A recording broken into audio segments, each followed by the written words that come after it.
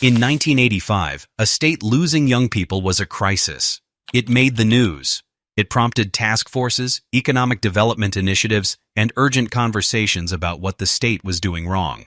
In 2024, it is a census table. 70% of American counties are losing their population ages 0 to 24. 70%. That is not a regional problem. It is a national trend running so consistently across so many states that it has stopped feeling like an emergency and started feeling like a condition. The states on this list are not all poor. They are not all rural. They are not all politically similar. What they share is a documented, measurable, multi-year loss of young people. Through outmigration, through falling birth rates, through the quiet arithmetic of more deaths than births, that is reshaping what these states will look like in 10 years and 20 and 50.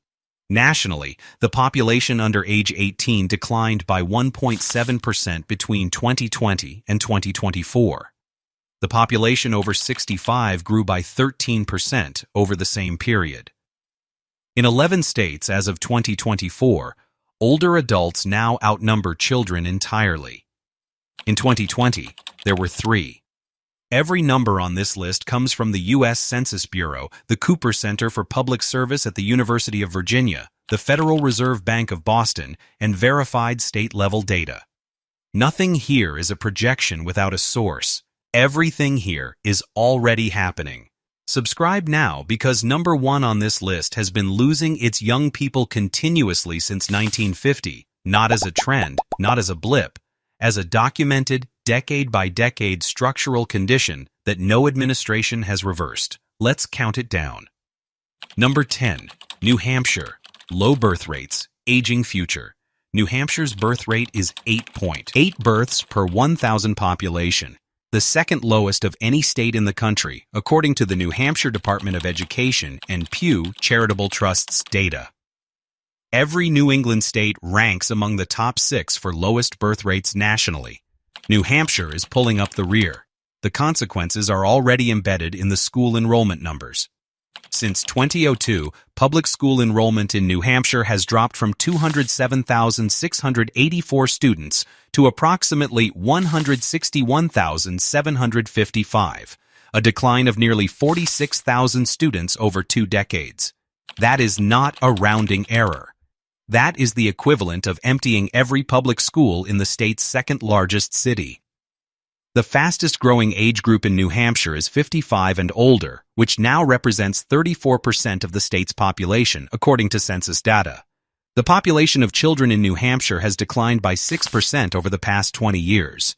The state's overall population has grown by 5.5% over the same period.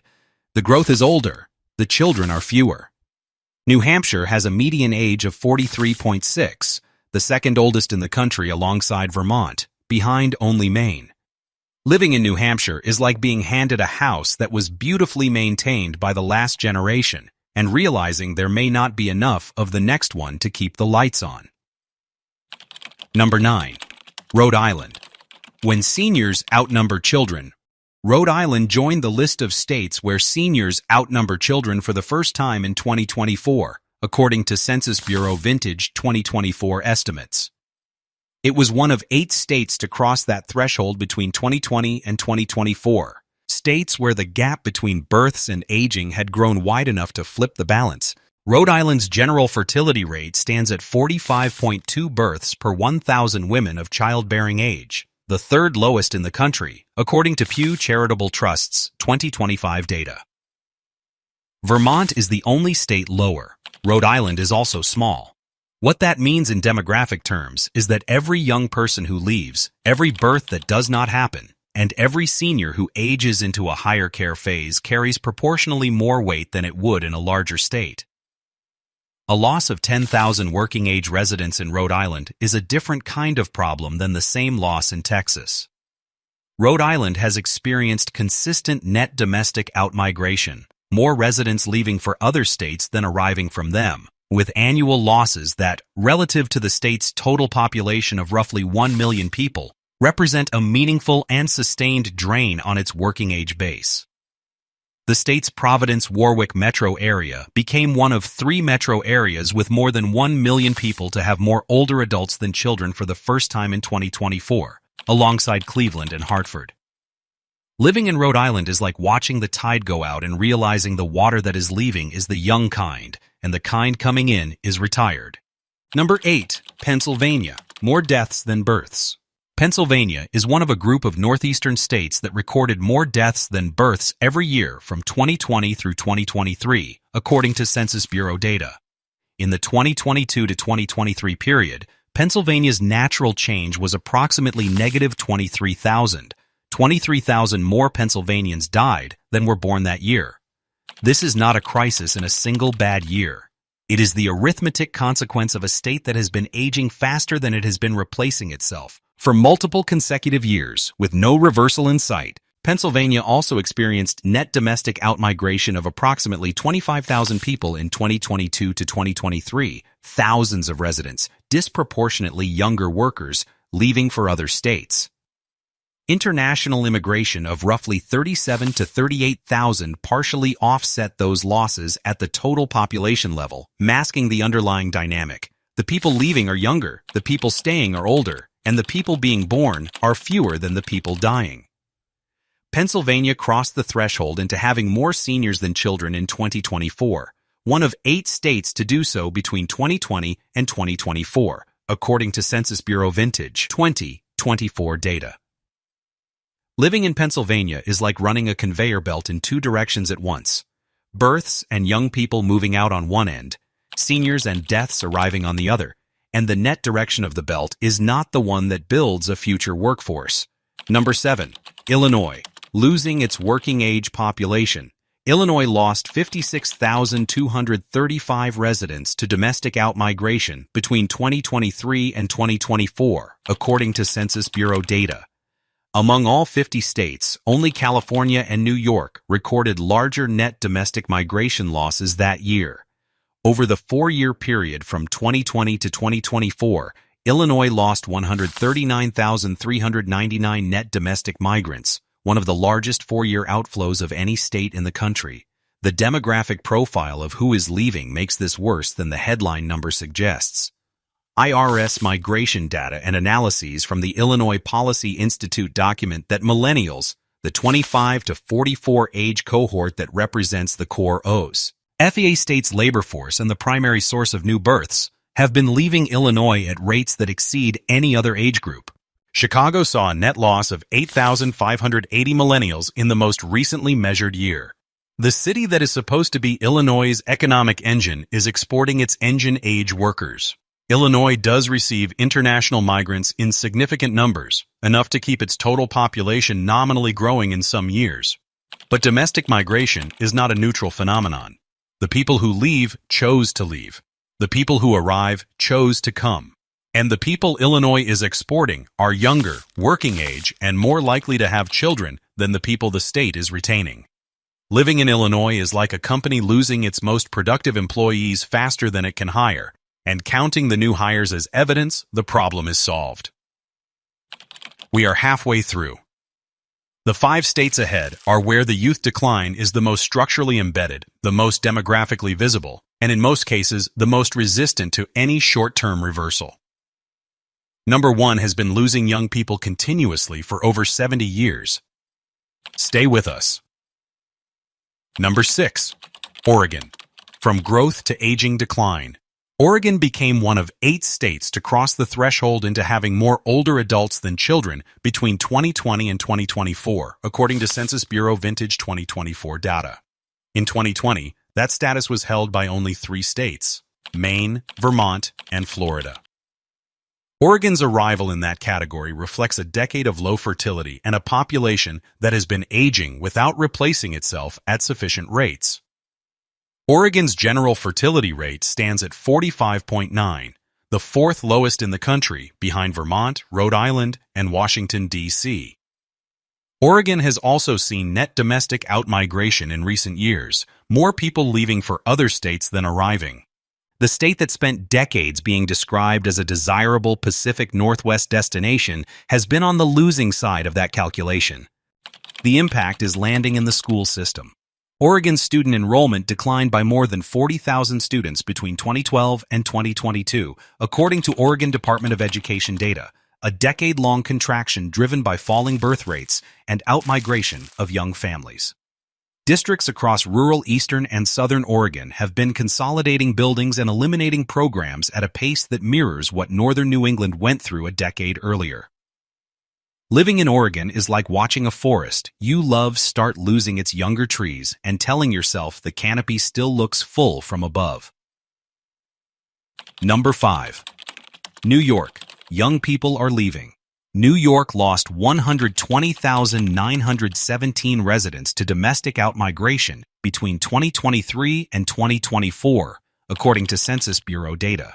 Over the 4-year period from 2020 to 2024, New York's net domestic migration loss was 446,814 people, the largest absolute 4-year domestic outflow of any state in the country. The generational profile of who is leaving is documented.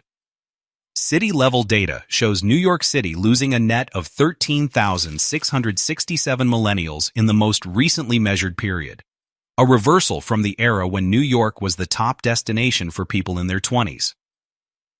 In 2013, when millennials were in the same life stage that Gen Z occupies now, New York City had a net gain of 28,265 millennials.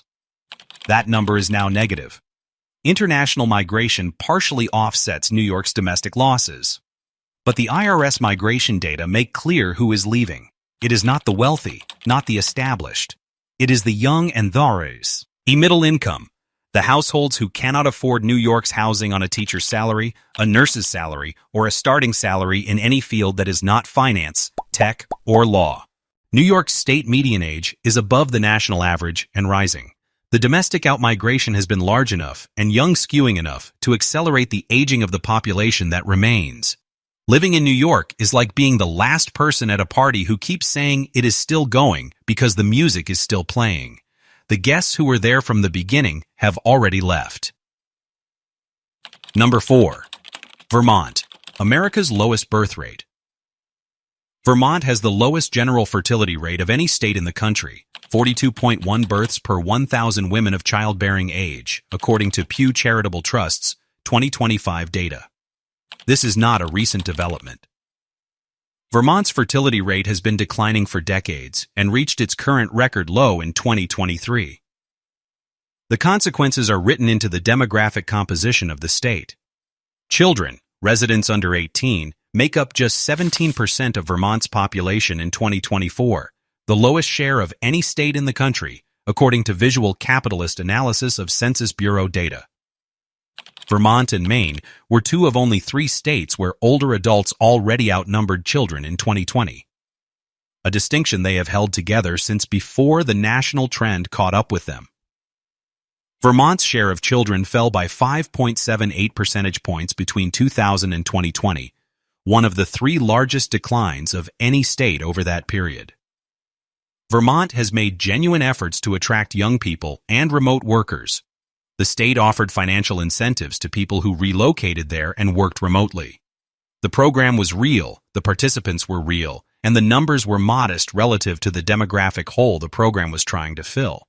A state of approximately 647,000 people cannot recruit its way out of a structural fertility decline that has been running for longer than most of the recruits have been alive. Living in Vermont is like running a business with a beautiful product, a loyal customer base that is aging, and a new customer pipeline that is, mathematically, not large enough to replace the ones who are leaving. Number 3. California. Youth outmigration crisis. California lost 239,575 residents to net domestic outmigration between 2023 and 2024, the largest single-year domestic outflow of any state in the country, according to Census Bureau data.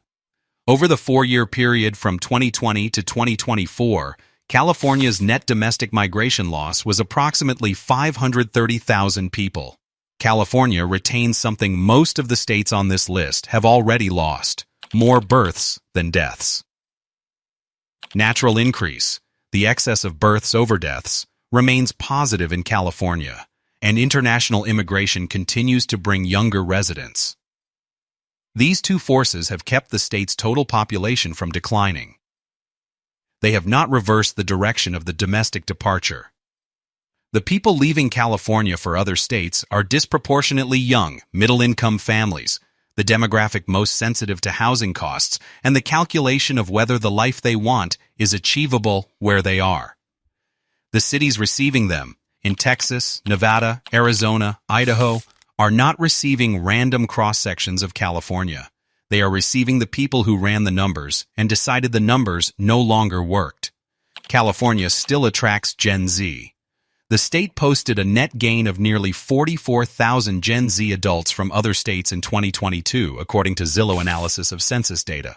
Gen Z arrives, millennials leave, and the millennials are the one, as in the life stage where children get born. Living in California is like owning the most famous restaurant in the city. There is always a line, there is always new interest, and watching your experienced kitchen staff quietly relocate to cities where they can afford to live. Number 2. Maine, the oldest state in America. Maine is the oldest state in the United States by median age. In 2024, that figure stands at 44.8 years, higher than any other state, and nearly 6 years above the national median of 39.1. Children make up 18% of Maine's population. In 2000, that figure was 23.6%. Maine's share of children fell by nearly 5 percentage points between 2000 and 2020, one of the 5 largest declines of any state over that period. In every county across Maine, all 16 of them, the number of young residents declined between 2000 and 2017, according to Federal Reserve Bank of Boston research. 9 of Maine's 16 counties lost more than 20% of their school-age residents over that period. Between the 2000 and 2017 school years, 14% of Maine's public schools closed, 1 in 7 schools gone, because the students were no longer there to fill them. Maine has responded with genuine policy innovation. The state offered financial incentives for college graduates who relocate there. It invested in remote work infrastructure. It has worked to attract immigrants. The programs are real. The gap they are trying to fill is larger than any of them.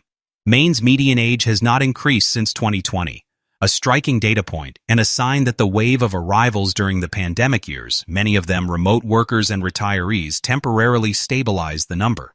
The underlying youth deficit has not been closed. It has been paused. Living in Maine is like being the most beautiful town on a road that fewer and fewer young people have a reason to drive down. Number 1.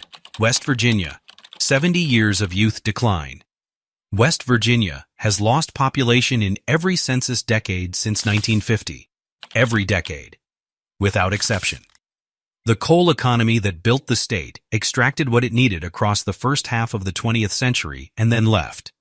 What it left behind was a population anchored to a geography by culture and family, watching the working-age generation bleed out across 7 consecutive decades. The current numbers confirm the trajectory. West Virginia's median age in 2024 was 43 years, among the oldest of any state. Deaths exceed births in West Virginia consistently, one of the most extreme examples of natural decrease among all 50 states, confirmed in annual Census Bureau natural change estimates. West Virginia is among the states where seniors now outnumber children as of 2024. Critically, West Virginia has the smallest percentage of foreign-born residents of any state in the country. In most states experiencing youth loss, international immigration functions as a partial demographic counterweight. It brings younger, working-age people with higher fertility rates into a population that is aging and shrinking. West Virginia does not have that counterweight. Its foreign-born share, the lowest in the nation, means it lacks the immigration buffer that has allowed other aging states to slow their demographic decline. The Cooper Center for Public Service at the University of Virginia projects West Virginia among the states with consistent, continuous population decline through 2030, 2040, and 2050, one of only a handful of states with no projected reversal across 3 decades of projections. West Virginia has attempted to attract remote workers, offering financial incentives and marketing the state's natural beauty and low cost of living. United Van Lines ranked West Virginia first in the nation for inbound moves in 2024. meaning more moving trucks arrived than left, by percentage. The arrivals are real. They are predominantly older adults and remote workers, not young families. They are not the demographic that reverses a 7-decade youth decline. The young people of West Virginia are not a mystery. They are documented in IRS migration data, census migration flows, and school enrollment figures that decline year over year in county after county. They have moved to Pittsburgh, Columbus, Charlotte, and Atlanta. They have moved to where the jobs are. And where the jobs are not is the place they came from. This is not a political statement. It is a measurement. And the measurement has been consistent since 1950. Living in West Virginia is like being a library that everyone who grew up there loves, and watching the people who love it most drive past it on their way to somewhere else. Subscribe and check out the rest of the series. We have covered the counties, the cities, the states, and the towns where America's demographics are rewriting the future faster than any policy has managed to keep up. Thanks for watching.